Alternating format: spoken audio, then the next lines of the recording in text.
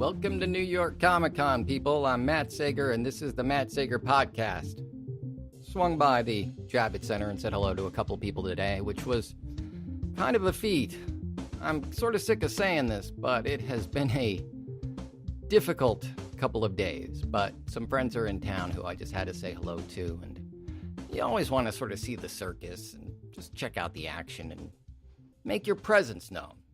That's all. It's nice. I'll spend some more time as the convention continues to ramp up. It's funny how self-centered people can get.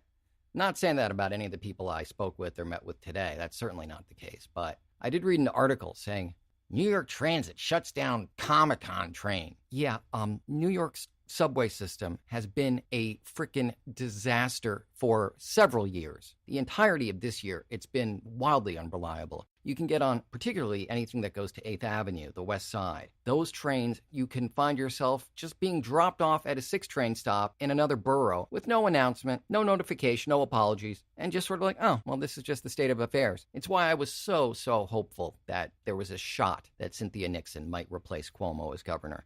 I know there's no guarantee she would have been our magic pill and she would have fixed everything, and she actually performed really terribly in the debate, but with the exception of the guy on CNN, that family's history is one of not the kind of political corruption one thinks of nowadays, just going out and holding rallies and mocking survivors of assault, but the sort of corruption that leads to stagnation. It's still self-enrichment, it's still at the expense of the citizens, and it's still all about maintaining the sort of shitty status quo. And in fact, that would be a great name for our current governor, Status Cuomo. He was forced to establish an ethics committee, just like his own internal watchdogs. And then he immediately said, just so you know, report on anything other than corruption. And this was reported by his brother or cousin or whoever the guy is on CNN, who is so vastly different in his demeanor and composure and seemingly his politics than everyone else in that family. My God. But anyway, they didn't shut down the train because of Comic-Con. It's the 7 train. They're going to be working on it over the weekend. It's not new. There are 12 other trains that go to the Javits Center, and it is not an attack on the comic community. Although, if you want to interpret it as such, and if that gets you to writing letters to the governor and it lights a fire under his ass, then by all means, it's an attack on Comic-Con. And interpret it as such and take action. Because this is fucked up. You are being oppressed. No, but really, this is what life is like every day in New York City. I'm sorry to say.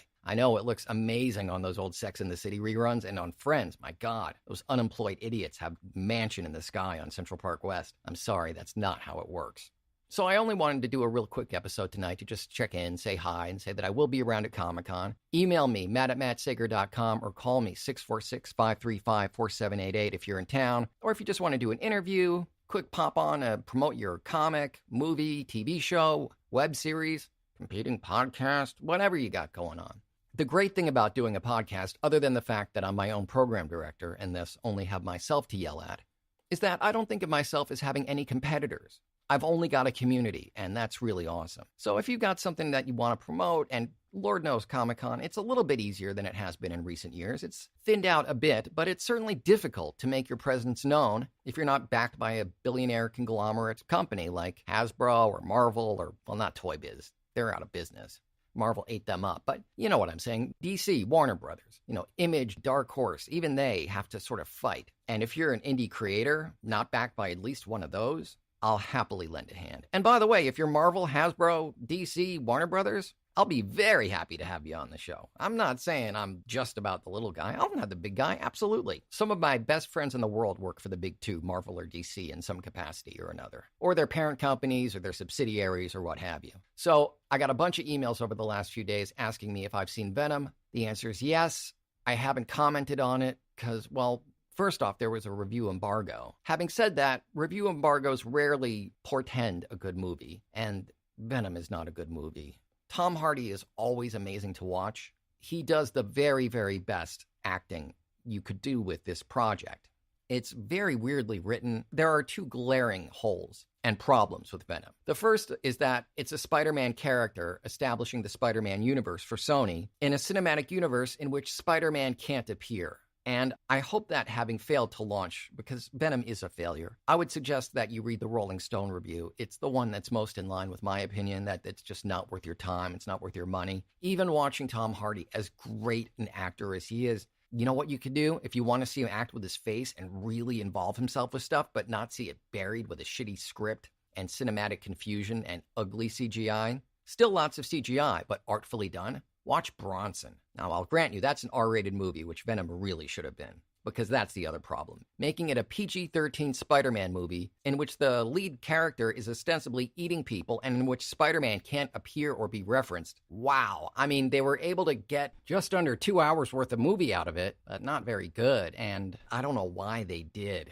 I get that Tom Hardy involved himself because he loves the character and he loves the universe, just as he loved Batman, and was an amazing Bane, because that movie was able to sort of sustain itself. But, oh boy, is Venom bad. But I'll grant you, a lot more violence. But for the same kind of internal physical acting, done really artfully.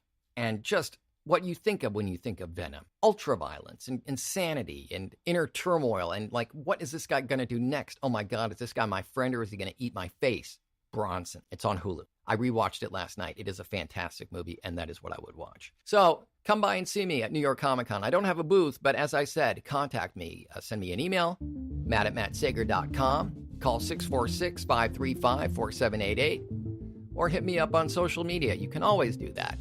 On Twitter, I'm @MattSager. Instagram, I'm Real Matt Sager.